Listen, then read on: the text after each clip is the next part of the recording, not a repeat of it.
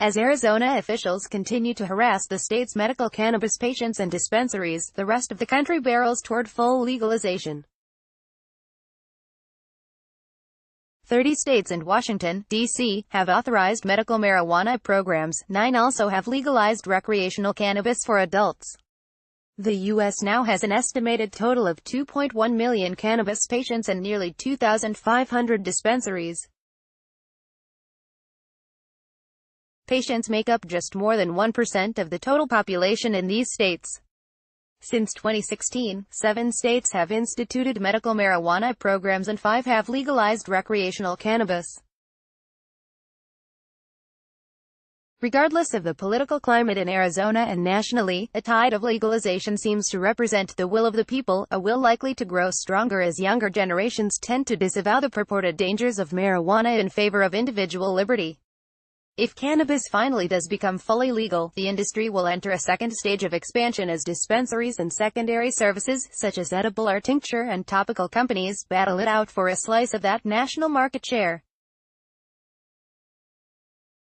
The biggest cannabis companies likely will result from corporations laying foundations in multiple states, but if the federal ban gets lifted, already having your own dispensary puts you in a much better position to go national than anyone looking to enter the market.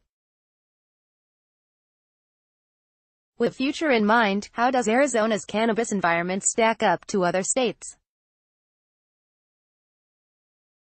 For starters, Arizona has one of the highest percentage of patients in the country. 2.54% of residents possess a registration card.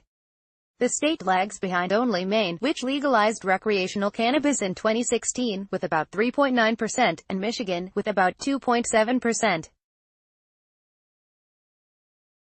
Arizona has one of the highest registration fees for patients at $150 per renewal, but that doesn't always seem to be a factor in the percentage of patients. For instance, Oregon, New Jersey, and Minnesota set their registration fees at $200. New Jersey and Minnesota have some of the lowest numbers of patients per capita, but Oregon, which legalized recreational cannabis in 2014, is about average at around 1%. Most states have chosen to set their registration fees at $50, but Maine, New Mexico, and Maryland don't charge any fees at all. In Washington, the fee is $1.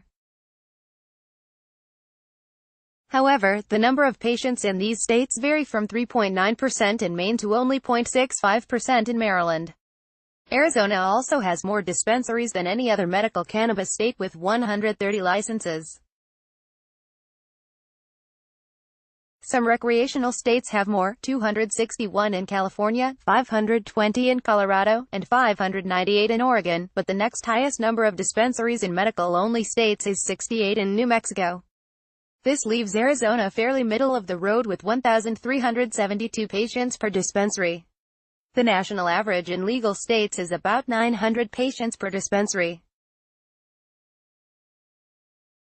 In more expansive terms, Arizona has one dispensary for every 54,000 citizens in the state, which is good news if cannabis becomes available to the general population. By comparison, states like New Jersey have as few as one dispensary per 1.5 million people, and will likely have more growing pains post-prohibition. The numbers add up to a pretty solid foundation for Arizona cannabis companies, which will benefit from operating in one of the largest markets in the country. Of course, that doesn't mean the state can't take more steps to not only encourage cannabis companies to expand, but also to attract new businesses riding the wave. Changes like lowering card costs, implementing testing regulation, expanding the list of qualifying conditions, and making concentrates legal again could not only help Arizona companies prepare for the second boom, but also make the state a welcoming environment for national companies looking to expand.